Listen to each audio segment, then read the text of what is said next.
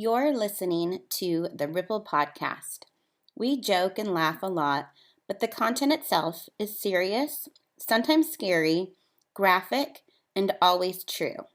This podcast is meant for mature audiences and includes subject matter and language that is not suitable for young listeners. Listener discretion is advised. Get Ripple, the bright new drink with that ring-a-ding flavor, Ripple. So we just broke into the podcast studio. If you hear sirens in the next hour or so, it wasn't us. You'll probably hear sirens regardless, though. Gunshots. Yeah, it's pretty normal around here. It's okay. But yeah, we totally broke in. We didn't break anything. Yeah, I don't think so. But we got in, okay? And we didn't even need a boost to get through the window. Yeah. We just got in. No problem. Yeah. Maybe if this whole podcast thing doesn't work out, we should start like burglarizing places. Stealing things? At least the alcohol, because we got into that already too. Yeah, I'm also a little bit concerned at how easy it was to break into this place. That's a little bit worrisome. Yeah, because there's a lot of cool stuff here. Yeah, there is. But we did it. If we can do it, yeah, anyone can do it. That's a problem. Yeah. How was your week? It was pretty good. Yeah. Yeah. What did I do? Anything exciting? Had a little barbecue get together thing. Went to Trader Joe's. Actually went to Trader Joe's for lunch today. Did you get something amazing? I did. Did you bring me some of it? No, I gave it away. What? Yep. What's wrong with you? Okay, so I had to stop at Trader Joe's, grabbed myself a lunch. I got their chicken salad thing, really good. And then I had to pick up like a few little staple items that I was out of. So I just grabbed some eggs, whatever, a couple little things. And I'm like, oh, I'm going to grab a treat on my way out. So I got myself a box of the dark chocolate almond butter cups. Oh, Justin's? No, Trader Joe's. Oh, the Trader Joe's brand? Okay. Yeah. Mm-hmm. And they're amazing. And because it's like the hard chocolate, it's not like the super soft Reese's type chocolate. Super, super delicious. It's got like a crunch to it. And I had about like 4 of them on the way home. They're like little minis. And I'm like, oh, this is a problem. This is a serious problem. I'm not stopping anytime soon. But I did, because I had to stop at the off-ramp to get here. And there was a hungry gentleman there at the off-ramp. And I rolled down my window and I said, hey, you want a snack? And he's like, oh yeah, sure. So I handed him the box and he was about to open the box and like, you know, take one. Yeah. And I'm like, no, take the whole thing. And he was like, oh. And he said, you are just a princess. An angel on earth. Yeah, he clearly doesn't know me. But yeah, so I just passed, you know, the almond butter love along to somebody else. And well, that was a very nice thing to do. I totally approve of that. yeah. So Absolutely approve. yeah, now I have a snack buddy I can share my things with. I bet he is very appreciative. He is a very nice man. Cool. Good for you. Did you have any fun things happen this week? Well, my in-laws moved in our backyard. I heard about that. Good times. So they are now living within 50 feet of us. We had a barbecue with them last night. We'll see how long it lasts.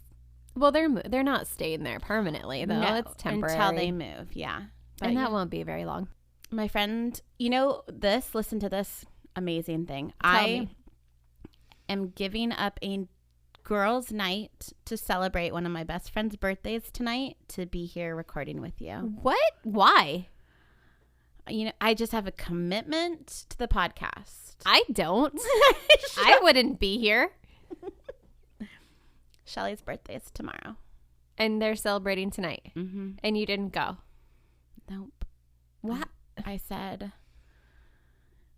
it's all about Angela and the Ripple fans. Oh my God. That's what I said. Yeah, all 4 of us. Five of us. Mm-hmm. I mean, you still got time. It's early. You can leave now. We can They're record Saturday night. They're probably all in bed already. No, not yet, but pretty soon. They started at 5. But while they're drinking, what am I drinking? Well, okay. I have a very special cocktail for you tonight to represent the state that I pulled last week, which was, do you remember? It was Michigan. No, I was going to say Mississippi, but No, I did Mississippi. it was a different M. This is Michigan, and this cocktail is called a blackberry. Oh, yeah, the lakes. Uh-huh. Yeah, no, we'll talk a lot about those lakes. So this is called the Blackberry Bramble, and it is from New Holland Knickerbocker, which I think is a distillery in Grand Rapids. Knickerbocker. Mhm. That's such a fun word. It is really fun. I have no idea what it means. Isn't it like a name? Somebody's Well, name? I remember, hey, Mr. Knickerbocker, something at I have no idea what you're talking Mr. about. Knickerbocker, nickety bop. That's sure, not a thing. I sure like the way that you boppity bop. It's like a jump rope song. I don't know what you're talking about at Mr. all. Knickerbocker. Am I going crazy? Yeah, I'm pretty sure you've lost your mind.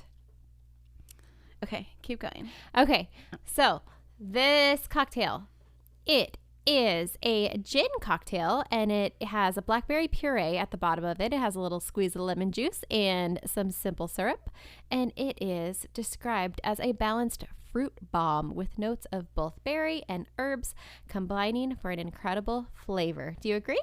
It's very tasty. It's pretty good. I smashed up some berries, threw in some sugar, squeezed in a lemon, and poured some gin on top of some ice, and there you go. You got your blackberry bramble. It's good. It's Mhm. really good. I actually like it. Okay. It's like not too sweet. No, and I like gin. So.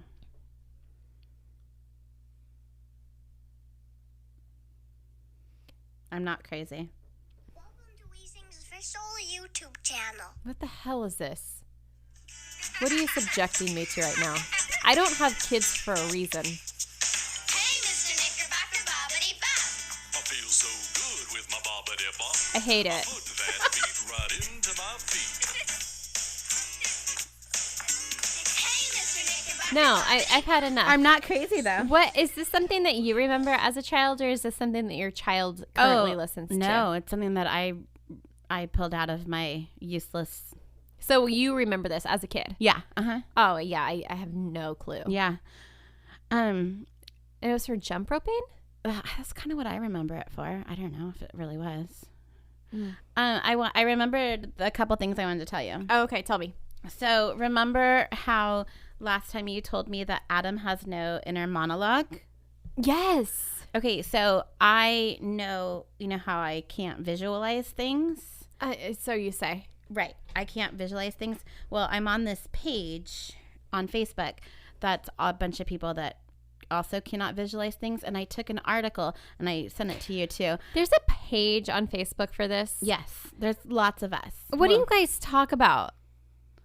Just so we can't see things. Oh, forgot what my car looked like again today. It's not like that. Spent a good 30 minutes walking around the parking lot, It's not, well, hitting the button. that's part of it. It's not that you can't remember what your car looks like, but you just can't remember where you parked it because you can't visualize how you went in or out of the store. I don't believe you. But Do you know? Okay, I'm going to prove you wrong right now. Okay. And this is how I know. Rosa, yes, where is the bathroom in Target? that's Rosa, I totally. where's the bathroom at Trader Joe's? I know where all of the bathrooms in Ventura Where's County the are. bathroom at Big Lots? That one you have to ask the key for. Yeah, exactly, because you know where all of them are. But 'cause it's, you, I can't see them though, but I know how to get but there. nobody is like actually seeing them like No. they're in a movie. You know, they're not closing their eyes and they're there. It's like a very general. Like you're not seeing it. I'm gonna like- do an entire Ripple episode on it. I've been waiting for it. We've And- been talking about this for like a good few episodes now. Yeah. Well, I'm going to. You're going to have to endure my mind blindness. Mm-hmm. But I posted an article regarding no inner monologue because that blows my mind. I don't understand how people don't have I don't an inner understand monologue. like what's going on in your mind when you're not opening your mouth. And because I constantly have a song playing from the moment I wake up until I go to sleep, there is a song playing on repeat in my mind. Yeah, I see. I don't always have that, but I have that a lot. Mm-hmm. Or when I'm reading, I can hear it. I can hear myself think And sometimes I have different accents. Oh, yeah. For different situations. Yeah, I totally do. I have the same exact thing. Which I think is kind of strange. Like I'll have like a Mexican accent or a French accent or a... Oh, yeah. No, I have different accents. Like different people talking, like different voices. Wait, can you give me an example? They just come up randomly. But maybe like if I was just thinking like if I'm going to have to go fold laundry, it'll be like, oh, I have to go fold some laundry right now. Like, What the hell kind of accent is that? that's kind of like a Disney voice. Oh, That's like one of my caricatures. Okay. No, I get that. Like Mm-hmm. you're like Cinderella or something. Yeah. Mm-hmm. Yeah, but I have different... You don't have that? You don't have different... I do, but I have like, this is my professional accent. Oh, no. And this is my I have- casual accent. No. And this is my podcast voice. No. And this is my NPR voice. No, I have literally different, like, regional accents. Oh, that's funny. Mm-hmm. Yeah, that takes it to another level. But that's what yeah. But I have that going constantly. So that someone doesn't have that is so weird to me. It doesn't- And that's how it is for you in my lack of visualization, I think. Because that's so natural to you. You can visualize things. Yeah, but I've also heard you describe places to me as if you were remembering something that you're currently visualizing. Because I So can... that's why I don't think that 'Cause you you really can have this. You can remember. It's not that there's a lack of memory. There's not a memory loss. Well, sometimes there is. So are you remembering it in what, list form? Like I don't understand how You it's like two reach- different things. You reach like to the back of your head. There's just like a file that opens. But you don't see it. You just know it. There's actually a girl that wants to interview me for another podcast regarding my that. Mm-hmm. I haven't committed still to it yet. think that you need to have like a thorough test because I Okay. I'll find one. still don't believe it. I it's not that I don't believe it's not a thing. I just believe that you don't have it. I do. Have you seen me draw pictures before? Did you see that horse picture that I painted for Mom when I was like 14? You're 14. I thought you were like 5. But just because you're not, Artistic? you're more of an abstract artist, I would say, doesn't mean you can't visualize things. Are you calling my horse picture abstract? Yeah. Tell me a damn story. Okay, wow. Yeah, that's definitely an episode you need to get on quick. Because How can we do that? How can we bring that in? I mean, we make the rules, right? Yeah, I mean, you could just do a special feature. I'm sure nobody will mind. For our Patreon? You keep saying that like we have one. We don't have a Patreon. We barely have an audience. Hello, Patreon. Okay, I hope I didn't blow your eardrums out with my laughing there. But, okay, are you ready for the story? Ready. You ready for the story? Okay. So, Rosa, if you could, please visualize Oh, great. Uh-huh. Mm-hmm. Yeah. the state on a map of Michigan. Remember how The we one with talked- the hole in it? Yes, the one with the void, as you called it. Yes. So Lake Michigan, which is really weird now that I think of it, that it does like actually show as like a white spot on the map. Yeah, thank you. Because like there's so many other lakes that don't have holes in the map. Right. But maybe it's because it's so big. So Lake Michigan is one of the 5 Great Lakes of North America and the only one located entirely within the United States. So the others actually border Canada. And it's really damn big and it's really, really deep. Lake Michigan is the 3rd largest Great Lake by surface area and the 6th largest freshwater lake in the world. Okay. It's pretty Wait, damn big. are there... Oh, I'm going to sound really stupid asking this question, but there are salt lakes. Salt, yeah. Okay. Salt Lakes. Continue. Salt Lake City. Right. Uh-huh. Salt Lake. Just continue with the damn story. Have you ever been in the Salt Lake? I No, haven't. but there's some like really salty lakes that are like so salty that you float. And that sounds fun. Where are those? I'm guessing Utah. Probably. That would make sense. Huh. I wonder what a salt lake is like, Probably like the ocean. but just a lake. I guess so. Hmm. I don't know. I don't have answers to these questions. But I can tell you that Lake Michigan, it is, I already said it was the 6th largest freshwater lake in the world, but it has a surface area of 22,404 square miles and is the 2nd largest of the Great Lakes by a volume of 1,180 cubic miles. That's really big. It's freaking huge. The lake's average depth is 279 feet, and its greatest depth is 923 feet. down, straight down. And it's like deepest deep. How did they, like, what did they do to measure that? I have no idea. I don't know. Dropped a thing to the bottom. A weighted. Or like now they have like all the sonar, whatever stuff, like mhm. all those fishing things, and it shows you the depth and all of that. Because I just I think don't about know. like our little teeny lakes around here, and those seem really deep, and they don't, there's, I mean, not to be super gross, but like there's people that go in those lakes that they don't ever find again.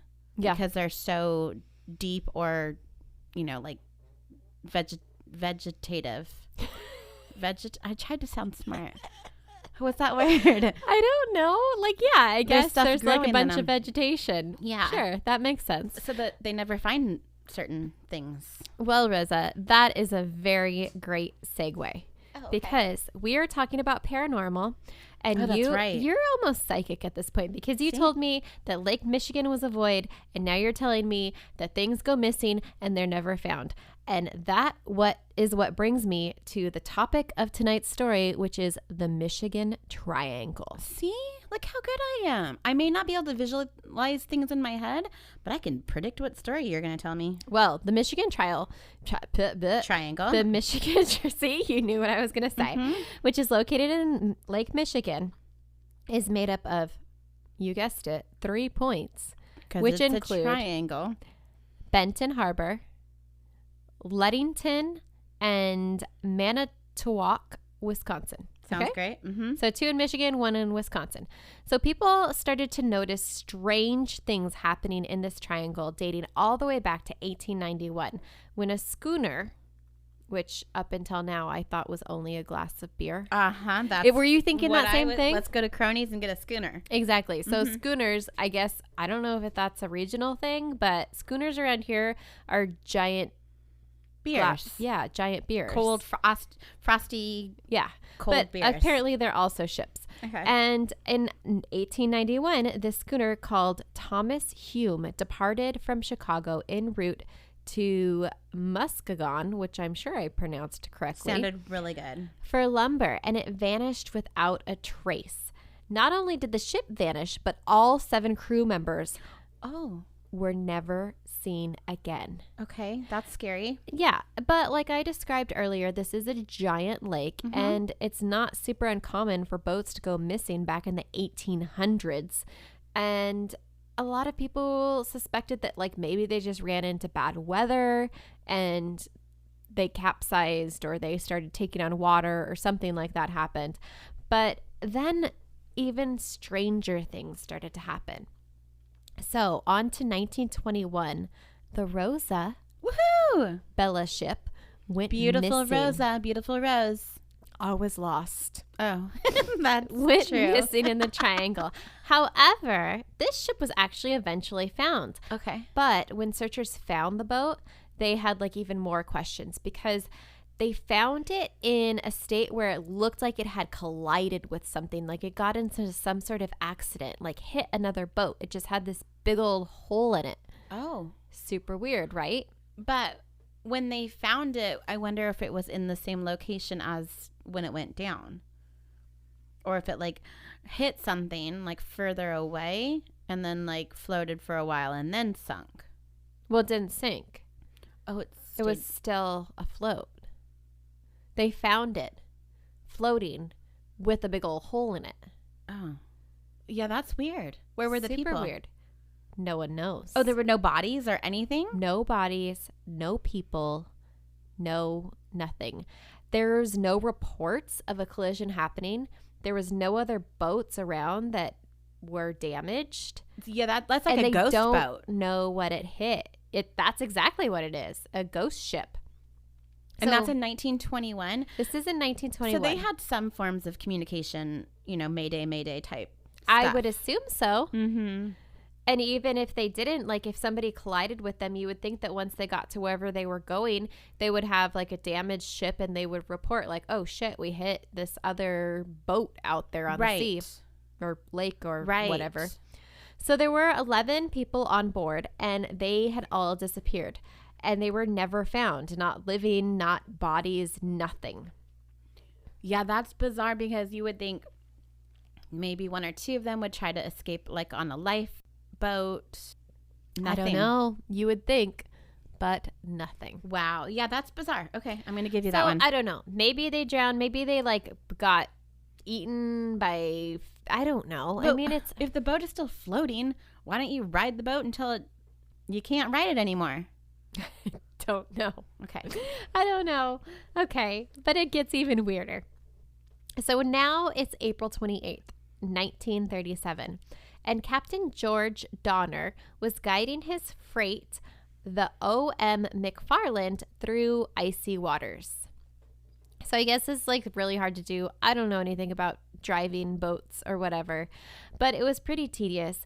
And it took him a long time. He was up for a really long time, like making sure that he had the right path because you probably don't want to run into ice and like poke a hole in the boat or whatever. Mm-hmm. Titanic status. Yeah, that's probably a bad thing. So once he felt that the ship was on a safe path, he turned it over to the crew and then he headed to his cabin to take a nap. Mm-hmm. And about 3 hours later, the first mate knocked on his door to let him know that they were nearing the port. But he didn't get a response. So he went to the galley to see if the captain was having a snack, which is like, that's where you would find me for sure. And he wasn't there either. And he asked around to the other crew members, like, hey, have you seen Captain or whatever? And nobody had heard from him. So then he went back to the cabin and he tried to open the door and he found out that the door was locked from the inside. So thinking that like the captain is either Passed out or sick or hurt or something, Mm-hmm. they decide to break the door down. And they find it completely empty. So the door locked from the inside, Mm-hmm. break it down. He's not there. They searched the entire ship. No captain. He had completely vanished from the ship.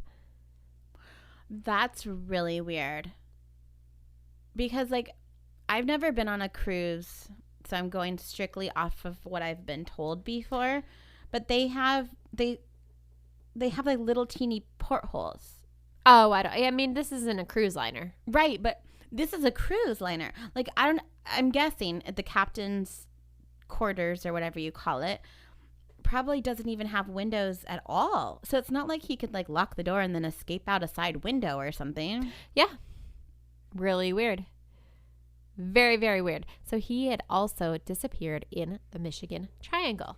So again, you can be a skeptic and you can think like, okay, well, maybe he had some sort of suicide plan and figured out a way to lock the door. Mm-hmm. Maybe the crew really didn't like him and offed him and came up with this story. Oh, yes. Or- Good one. Yeah.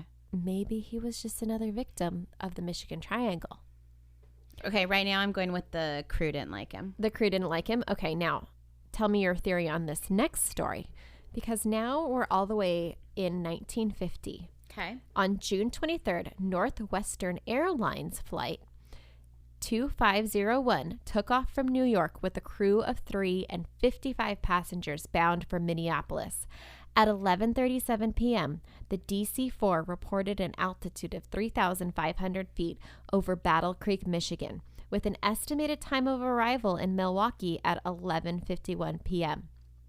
After that, the plane and all 58 passengers vanished. What the fuck? Right? Like, I've heard of planes disappearing. We've heard about the Bermuda Triangle. Mm-hmm. I had no idea that happened in the U.S. So this plane just completely went off the radar. Nobody knows what happened. A massive search effort turned up only a single blanket with the airline logo. Oh, that's creepy. Mhm. 2 hours after the last call, 2 police officers reported seeing a strange red light hovering over the lake. And after about 10 minutes, the light disappeared. Okay. Hovering over the lake. My guess is going to be that the plane was floating on the lake and the tail light was flickering. You know, the red. Then where's Tail. the plane? They didn't find it anywhere. Not in. They searched the lake, right? They found a blanket. And that was it. That was all. When the Everest flight went down, you know, when you did the story on Everest, No. did you not do a story on Everest? No. Wait, what was that story? When they ate each other? The Andes. Andes. Okay. On the Andes story, I can't remember, did they make like a Mayday call? Or did they just go down and not know they were going down? I don't remember. I kind of don't think they did. I kind of think that they were like, I think everything Blindsided? happened so quick. I think they were like flying through a cloud and all of a sudden mountain. Mm-hmm. But there's no mountains in the middle of a lake, Right. usually. Typically, there isn't. Okay. So I don't know. Aliens, maybe? Because it was hovering for 10 minutes. Yes. So hovering, like airplanes not going to hover. Airplanes don't hover. Airplanes don't hover. And all they saw was the red light. Did they go like closer to the light? I don't think so. Pretty sure they're just like in squad cars and they're just like, that's weird. Okay. Okay. Continue. So, strangest story yet. 23-year-old Stephen Kabaki was a student at Hope College, which is a small private Christian university located near the southwest shore of Lake Michigan, aka the bottom of the Michigan Triangle. Okay. So in February of 1978, Stephen went for a cross-country ski trip. And I guess this is something like he regularly did. He was a super outdoorsy guy, and he just wanted to go out, go do a little skiing, have some fun. And he spoke with his family earlier that day. He told some of his friends he was just going to go out for a little day trip, and he would be home by that evening. Okay. So, of course, when his family and friends didn't hear from him, they started to worry. The following day, they filed a missing persons report. So it wasn't very long before a search was organized and they started looking for this missing student. And luckily, there were some snowmobilers out and they noticed some skis and poles out on the lake. And they thought, okay, that's really weird. And they went over to investigate. And the lake can't freeze, right? it does. Yeah. So he was on the lake. Okay, so that's Right. okay It was to go on it. frozen over and you can go over the top of it. Okay. So these snowmobilers are riding around looking for this guy and they see Steven's skis and poles out in the lake. And they ride over, check it out, and then they see his tracks. So they see footprints leading up to the skis and poles for about 200 yards, which I have no idea how long that is. It sounds like it's pretty far. So I don't know. Seems like a long way. Either way, once it gets to the skis, they just disappear. So there's no tracks leading away. There's no tracks leading somewhere else and like taking off. They just like vanish as if somebody was just been picked up and abducted. So there's some skis and poles. Yes. And then there's tracks walking to those skis and poles. Right. But not walking away from them. Exactly. Whoops. And once those tracks get to those poles, They just stop. so if this guy, like if they were his tracks, he would have had to walk backwards the whole time. Yeah, but nobody's going to do that. Right. So it gives them an idea of where he was because they confirmed that was his stuff. So these massive search efforts are focused to this area and they're trying to figure out where he went from there. So they're looking around, they look everywhere, they can't find him. And then they go back again to those tracks and they see a backpack. and it's his backpack. With But the skis and poles? No, like in the same area. Okay. Mm-hmm. But nobody noticed it before. And it's almost like it just appeared out of nowhere, even though these people are searching all over the place. Unless they're just like really, really, really bad searchers. They didn't notice this backpack that was seemingly was there all along. And I would think, I mean, I don't know the snow very well, but I would think in all this white, you would be able to notice, you know, a backpack that was kind Right. of out of place. Yeah, for sure. It was like in plain sight. Eventually, the search efforts have to be called, and the investigators determine that he's just not in the area. So the theory goes that maybe there was a crack somewhere in the ice and he fell into the lake and drowned. And then the snow covered up like instantly, but not the footprints. Well, that would make sense if there was actually cracks in the ice in that area at that time, but there wasn't. And why would just he go down and not his skis and poles? You just leave him there on the side? I don't know. Doesn't make sense. So they assumed that he was dead, but his parents and a lot of the locals are like, there's no way that could possibly happen. It's just you can't just fall into the ice right there. So his parents spent thousands of dollars hiring private investigators to try to figure out what happened. Like maybe he ran off, maybe he had some sort of mental break, and I don't know, somehow planned this disappearance. But they, again, are left with nothing. I mean, I don't know the exact details, but I would assume that a private investigator would look at like bank transactions and try to figure out like, okay. Some kind of a lead. Right. I talked to his friends, see if maybe he knew someone that he could stay with and took off, had a girlfriend somewhere. But they're left with nothing. So if we're going to skip over to what's going on in Stephen's head at this time, Okay. something very different is happening. Stephen wakes up on a grassy knoll. Wait, what the fuck? He's wearing clothes that he doesn't recognize. Wait, this is for real? Mm-hmm. He has a backpack on that doesn't belong to him. When he looks inside, he sees it's filled with maps. Maps for Sacramento, San Francisco, Reno, Chicago, places in Utah. He also has $40 in cash that he didn't have before, new glasses, sneakers, and a t-shirt from a marathon in Wisconsin. What? He has no idea how or why he is there. The last thing he remembers was being in the snow, being very cold, and being very scared. It wasn't until he starts walking around and he finds a newspaper that he realizes that he's not even in Michigan.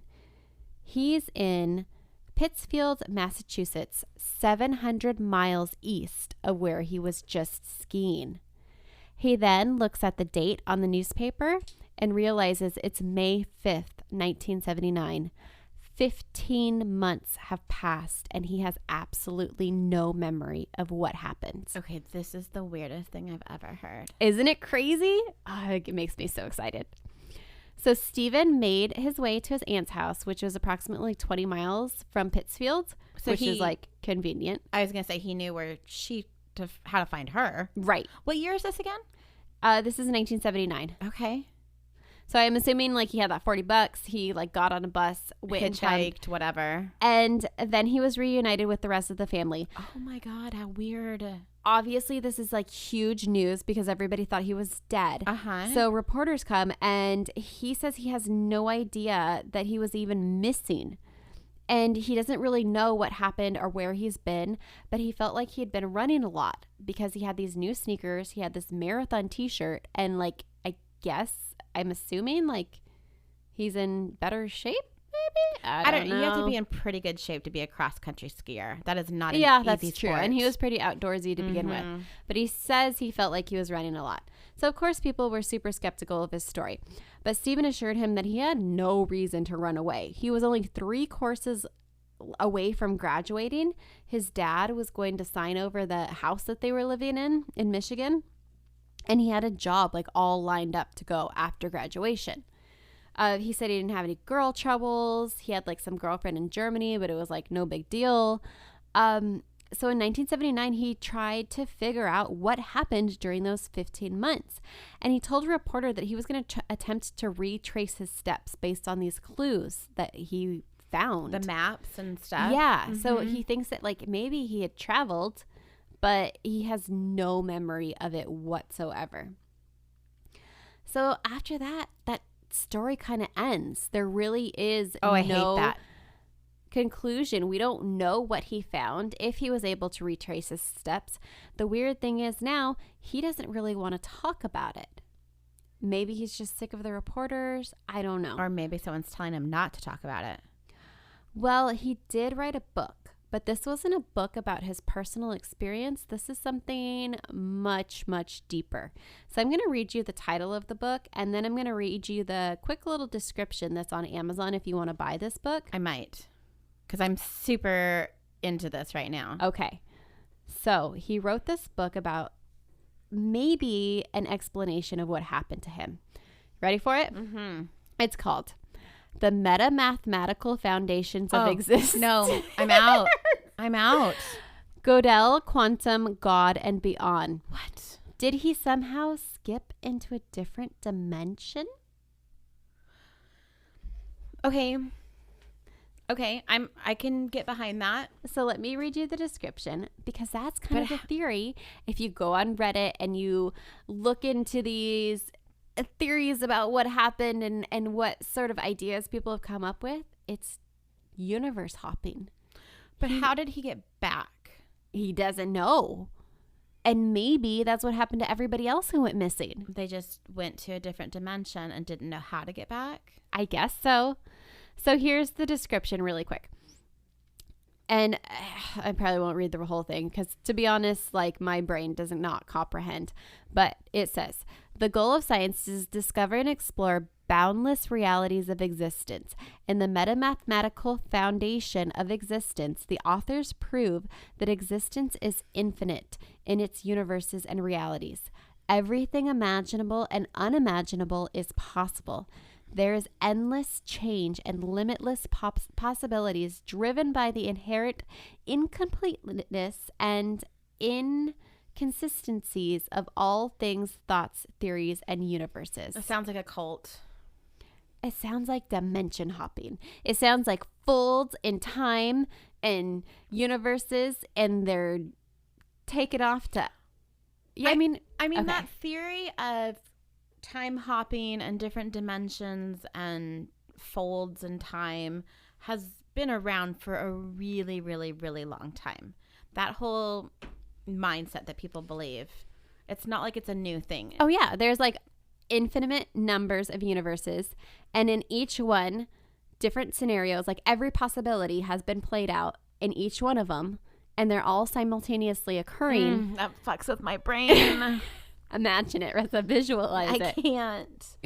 So maybe somehow, some way within the Michigan Triangle, there is a way to hop universes unintentionally, and Steven was able to to hop back. Or maybe it's a different Steven.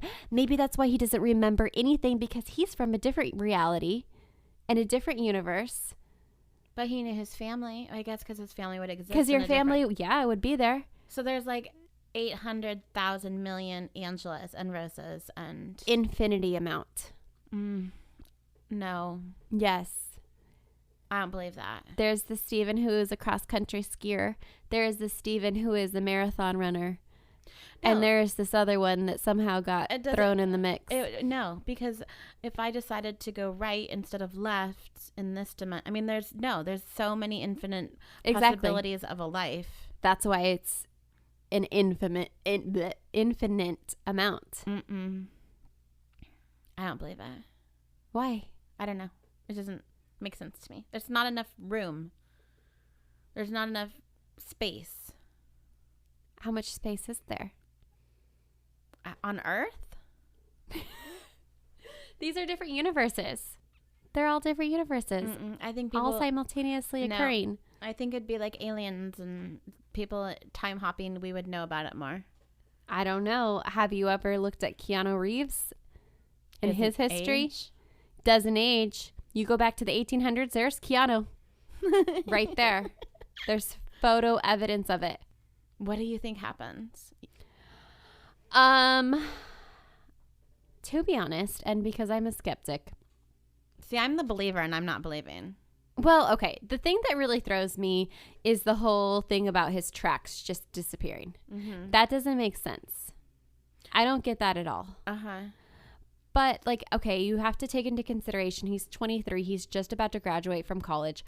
He's probably going through, like, a weird freaking state where he's like, oh, shit, reality is happening. Totally. I have to get a real job. I have to live in the real world and have Dad's real adult depending on me and responsibilities. And he was just like, you know what? I'm going to run away for a bit. Maybe he had, like, some new girlfriend or something, and they just took off on a road trip. And then after 15 months or so, it just burned out. And he's like, well, I guess I'll go home now. and that was like in the early 80s, right? 79, Late you said? 70s. Yeah. So, I mean, lots of maybe leftover hippiness and drug exploration and just took off. Yeah, I don't know. The weird thing is, and we've heard this time and time again, it is not easy to just disappear from life. Like, just to up and leave and not be vanish spotted. and not be found and not have any sort of record of you anywhere. But then again, it was only 15 months. So, like, I feel like you could live off cash and hitchhiking for 15 months. But also, he's not guilty. Like, he didn't feel... Maybe that's why he came back. After 15 months, that's a long time to leave your family thinking that you died. I don't know. I feel like people have done it for longer. But they didn't like their family. This guy sounded like he had a good relationship with his family. Yeah, that's true. And then there's aliens. Because, like, maybe this is just, like, an easy access point for, like, aliens to come and pick people up and, like, probe them and do a little research, a little study, and then just drop them on off. That sounds the most realistic to me. But would they abduct an entire airplane? Maybe, if they wanted all those people. And why bring one back but not the others? I don't know. Well, that's my story. Wow. It's very mysterious. I kind of hate it. I want to know what happened. Yeah, I've been bringing in a lot of stories that don't really have any sort of resolution or answer after that. Unless you want to read his book. I mean, maybe if you read that, you'll find all the answers you'll ever need. I can't even get past the title, let alone the whole book. I am reading a new book. What book? The Cases That Haunt Us. Oh, I saw you posted that on Instagram. Mm-hmm. How's that going? Good. It starts with Jack the Ripper. I'm still on just Jack the Ripper. Oh, okay. But it's interesting. It's a lot of the psychological mindset of these killers and stuff. So, since I don't know who he is or was, how did they, like, figure out the psychology of it? Just the base on the way that the killings happened and how, like, some people were, you know, gutted. like, gutted, or others, like, had, like, choke marks, and who they, you know, prostitutes or... Well, and he took home souvenirs, too, like pieces of uterus and stuff. Mm-hmm. It's just, like, that's the one part that's super, super creepy to me and stands out, is that, like, he, like, dissected these people and took parts of them. Well, and he was knowledgeable enough to know how to do that. Yeah, and that's another thing that's, like, always stood out to me. Like, okay, people theorize that, like, maybe he was a doctor or something, but what if he was just a hunter? It's, yeah, totally. Because we're not all that different. Like, No. I feel like you could figure it out. Well, and some people think it was a woman because of just the angles of things and the size of the people that were killed and the struggles that they had. I mean, I haven't even finished the whole Jack the Ripper section yet, but it's interesting. I'm reading a book with pages. Yeah, that's something. I haven't done that in a long time. Yeah. I've had books read to me on my phone. Right. I wonder if this one's on there you can get. Probably. Probably, It's yeah. interesting. I think it's really interesting. I need a new book. Check it out. See if you can get it on Audible or something. I was actually looking on Audible last night because I could not sleep at all. I woke up at like 2 o'clock in the morning. And I put on Brittany Runs a Marathon, watched the entire movie. Such a good movie. I think we've talked about this before. It's like one of those movies you can just put on in the background and it's just like feel good, makes you happy. Uplifting, inspirational. I've watched but it funny. Like 5 times now. That is the first and only, for that matter, movie that I've ever seen by myself in a movie theater. Oh, yeah. I remember that. Yeah. Back when we could go to movies. Back when there was such a thing as a movie theater. Yeah. Oh, but what I was saying was I was looking for a book that was similar to that. And I tried to do a Google search and see if I could find anything. And I did not come up with any good answers. So if you know any books that are similar, Funny, like kind of funny, inspirational, like just kind of not super serious, because I feel like a lot of the books I've been listening to lately are nonfiction, and it's always something like, I don't know, a little lighter. I have a last thought and a shot for you, Okay. but I'm all out of my drink. Oh, well, that's a bummer. So that means that you have to finish yours really fast. Okay. Clink it. Last thought and a shot. Last thought and a shot. Last thought and a shot. Drink, drink, drink, drink, drink, drink. It's so cold. It's yummy. All right. Finish your drink, and I'm going to tell you about the black dog of Lake Erie. So this is kind of a creepy little thing, and I'm glad that you didn't talk about this, so I can. But do you know about the black dog of Lake Erie? No. What? It takes place in the Welland Canal, and if you could think, I mean, you know dogs. We're a dog family. What kind of dog do you think is like one of the best swimmers? A lab. A Newfoundland. There it is. Good job. So this ship had a large black Newfoundland dog on it, and it fell overboard, and it was crushed by the gate of a canal lock. What? I know, horrible. The dog did die. This is real? Yeah. But apparently the crew sounds like a whole bunch of assholes because they didn't really do anything to try to save this dog. Well, I mean, how could you, though? Well, I know. Well, you just don't let the dog jump. It's Right. really what You it hold comes on down to it. You keep it back. You say stay. But the dog gets pissed. And it's said to haunt them at night. And they hear these like baying howls. And the black dog is said to appear on ships that are about to get into trouble. And they can see it on the deck or like swimming in the water and then climbing aboard the ship. And they can see it crossing the ship and then like leaping off the sides. And this dog is linked to a boat wreck called the Mary Jane in 1881. And they say that the spirit of this dog has traveled to other Great Lakes, being sighted on doomed ships on both Lake Ontario and Lake Michigan. Oh, wow. So this little big black Newfoundland dog. Okay, several things. First thing, did this dog not have a name? Black dog. That's a terrible name. I hate it. Black dog. No, the dog deserves a better name than that. Blackie. Ugh. Shadow. But yeah, why is it just considered the black dog, not Because I called think by name? it's spookier that way. I guess so. I don't know. They didn't give it a name. But I mean, I guess if I were to be haunted by anything, I would want to be haunted by a big black dog. oh, totally. I'd make friends with it. Yeah. I don't know what kind of treats ghost dogs like, but I would find out. Oh, yeah, definitely. Okay, your turn. I have to pick, right? Yep. Okay. Location? Location. Pulling from the basket. It is You are going to get...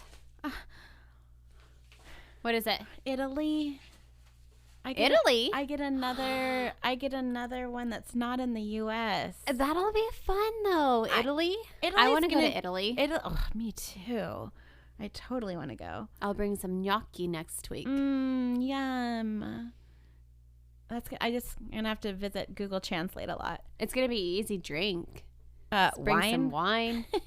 Oh, I can bring some wine that we made. I think we have one more bottle left. Wait, what? You still have that? I have one bottle left of the wine we made. Should I bring it? Which one is it? To the rescue. I have no idea what that means. The blueberry wine. Ew. Yeah, I mean, if you want, be adventurous. Oof. Open that. I mean, maybe it got better with age. It couldn't have gotten worse. Could it have? Could have turned into vinegar. Should we use it as a That's salad a dressing? possibility. I mean, I can bring some olive oil and some fresh bread. We can Some dip it. cheese and olive, some tapenade. Yeah, we're gonna have to tell the story about how we made wine long time ago. We will. Uh-huh. Okay, let me pick We're one. about as good at making wine as we are at podcasting. Yeah, they're pretty equal. Okay, and the subject matter is medical oddities. Oh, you got 2 hard ones. Great. Have fun. Maybe you should bring me some wine next week. I mean, I will actually I have quite a bit right now because I just picked up a order. It's not from Italy, it's from California, but it's still wine. Wine is wine, you Wine know? is wine. Yeah, I just picked up one of my wine club box things. Let's bring some wine. We'll just bring wine next week. Sounds like a plan. And it'll be right around the day before Thanksgiving. It'll be the day before things. We can pregame like way early. Yes, let's do it. Oh, Okay. that'll be fun. All right, so next week I'm going to tell you all about some Italian medical oddities. And we're going to be drinking wine. Sounds good. All right, have a great week and don't forget to be a fountain. And not a drain. Bye. Bye.